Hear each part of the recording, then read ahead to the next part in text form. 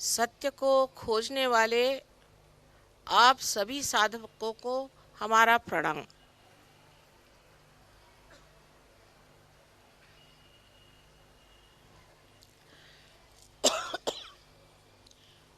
सत्य के बारे में हमें ये जान लेना चाहिए कि सत्य है सो अपनी जगह है, उसे हम बदल नहीं सकते, उसकी हम धारणा नहीं कर सकते, उसकी हम व्यवस्था नहीं कर सकते।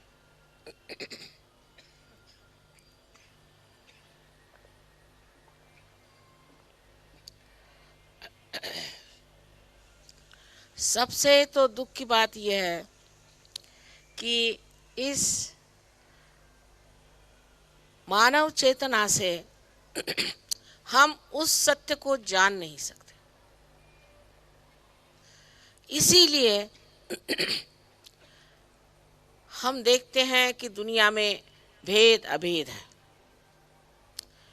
इसीलिए लोग अंधेपन से आपस में लड़ झगड़ रहे हैं। अनेक तरह की नई नई गतिविधियां उत्पन्न हो रही हैं और नए नए विचार, नए नई प्रणालियां और नए नए प्रश्न आज हमारे सामने खड़े हैं।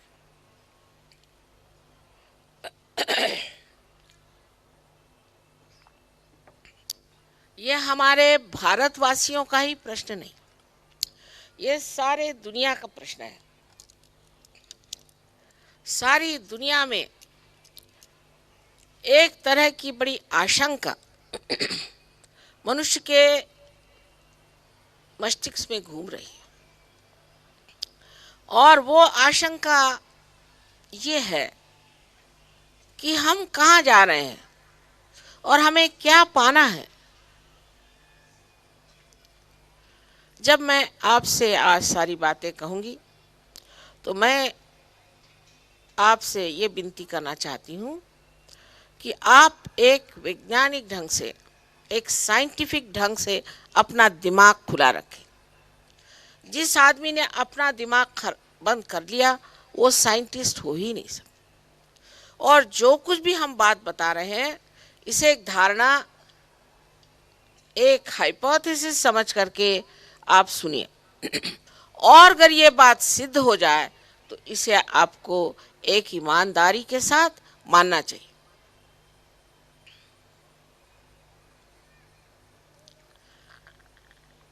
जो लोग भारतवर्ष में रहते हैं वो ये सोचते हैं कि हमारे देश में सबसे बुरी हालत है, क्योंकि वो अभी बाहर गए नहीं, उन्होंने दुनिया देखी नहीं, इसलिए यहाँ की आफतें उन्हें लगती है कि ऐसी हैं कि वो खत्म ही नहीं होंगी।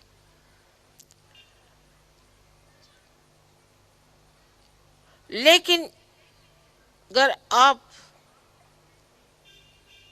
जो प्रगल्भ देश हैं जिन्होंने साइंस में बहुत प्रगति कर ली उन देशों में जाइए तो आपको आश्चर्य होगा कि वहाँ किस तरह के प्रश्न खड़े हैं और किस आशंका से वो भयभीत है। अमेरिका में, जिसे कि हम बहुत प्रगल्भ देश समझते हैं, उस देश में 65% लोग मानसिक नर्वसनेस से परेशान हैं। आपको बहुत ही कम अमेरिकन ऐसे मिलेंगे जो बात करते वक्त आंख न मिचकाएं, नाक न सिकुड़े, बहुत मुश्किल। और वहाँ पर 30% लोगों को ऐसी बीमारियां हो गई हैं कि उसका कोई इलाज नहीं और कम से कम 45% लोग किसी न किसी मादक पदार्थ के सेवन से त्रस्त।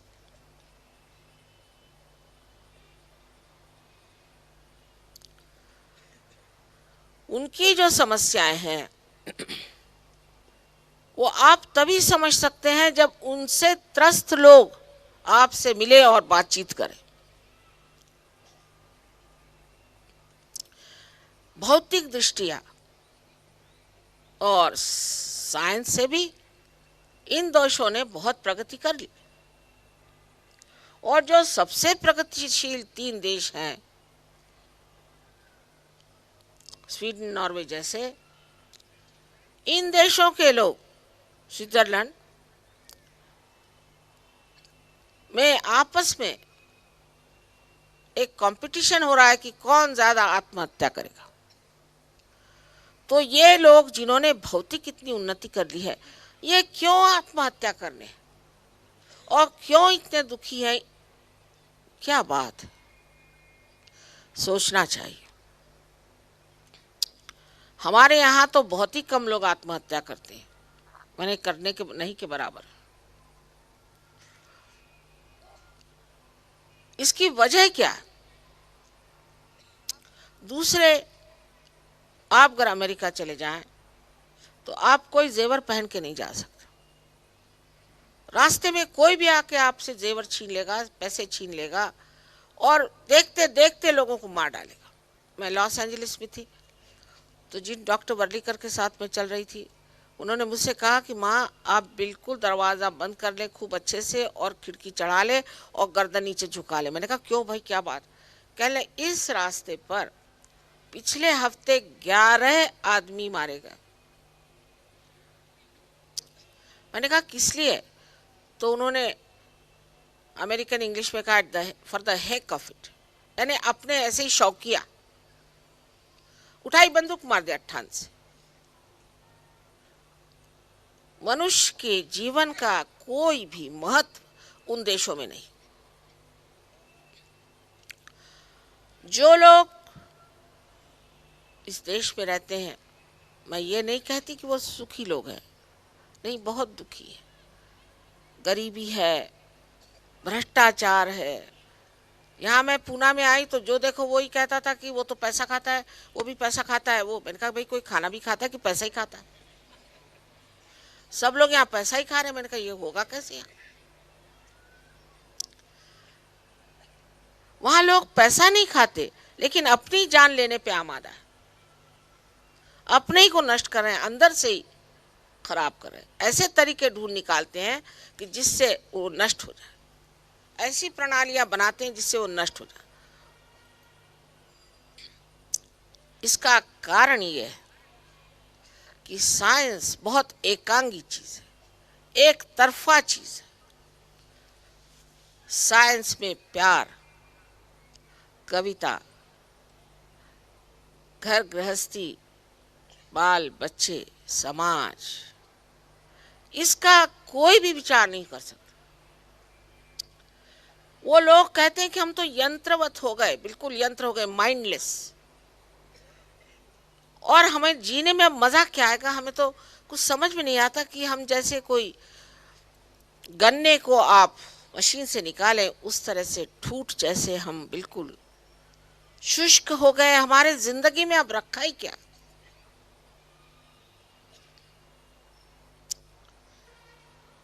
जैसे कि एक पेड़ बहुत ऊंचा बढ़ जाए और अपने स्रोत पे उसकी जड़ें न पहुंचे तो उसका जो हाल हो जाता है वही इन बड़े बड़े देशों का हो गया।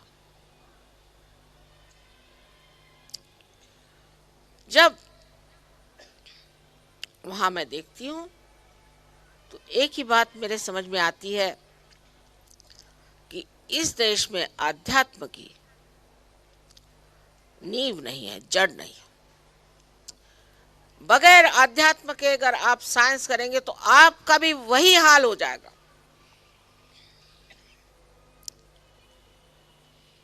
इसलिए हमें मानना चाहिए कि किसी मायने में हो सकता है उनमें रियासत हो, लेकिन हम लोग भी बहुत रईस हैं। खासकर इस महाराष्ट्र में जहां संत साधुओं ने कितना कार्य किया, हम लोगों के रोजमर्रा के बोलने में ही हम उनका उल्लेख करते। इस महाराष्ट्र में ये संपदा इतनी हमारे पास है, उस संपदा को पूरी तरह से समझ करके, उसका पूरी तरह से आकलन करके, अवलोकन करके, और हमें चाहिए कि हम उसके चरम सीमा पे पहुंच जाए और उसमें प्रावीण्य प्राप्त करें, जिसे एक्सलेंस कहते हैं। अगर हमने ये संपदा हमारे यहाँ बना ली, फिर उसके बाद आप कोई सी भी प्रगति करें, आप डांवाडोल नहीं हो सकते, आप में गड़बड़ नहीं आ सकती, आप गलत काम नहीं कर सकते। इस संपदा को खो करके और आप साइंस के सिर्फ बूते पर खड़े रहिएगा तो जान लीजिए कि आपने अपनी जड़ें अपनी हाथ से उखाड़ के फेंक दी। उन लोगों का ठीक है कि उनके पास ये संपदा थी ही नहीं, और ये तो हमारा धरोहर है, हमारा हेरिटेज है, जो ये हमारी संपदा है। इस संपदा का मतलब ये नहीं कि हम किसी धर्मांधता की बात करें, बिल्कुल भी नहीं। हम सारे धर्मांधताओं के विरुद्ध में हैं, क्योंकि जब आपको आध्यात्म का लाभ हो जाता है तो आप स्वयं प्रकाशित हो जाते हैं। उस प्रकाश में आप देख सकते हैं कि धर्मांधता है या ये अंधश्रद्धा है। यहाँ हमारे भारतवर्ष में, विशेषकर इस महाराष्ट्र में, सारे संत साधुओं ने एक महत्वपूर्ण कार्य किया कि समाज में जो अंधश्रद्धाएं थी उस पर मात करने की कोशिश की हर जगह। ऋषि सरस्वती इतने बड़े हो गए, रास्ते में अगर कोई आदमी एक पत्थर पे सिंदूर लगा के और उस पे पैसे लेता था तो उठा करके उसे फेंक देते थे और उस आदमी को पीट पीट के ठीक करते थे।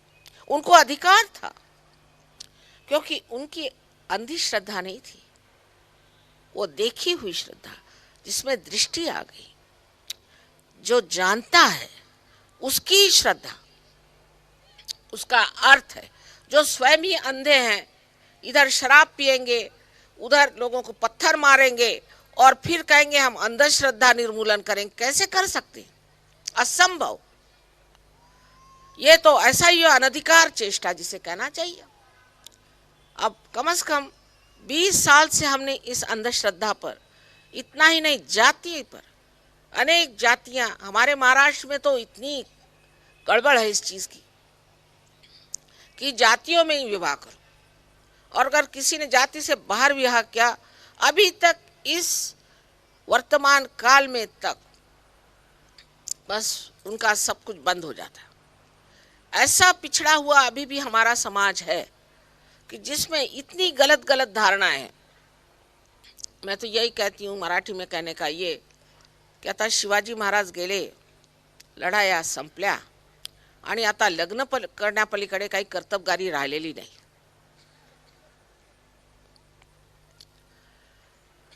और उसी पे सारा ध्यान कि हमारी जाति क्या, तुम्हारी जाति क्या।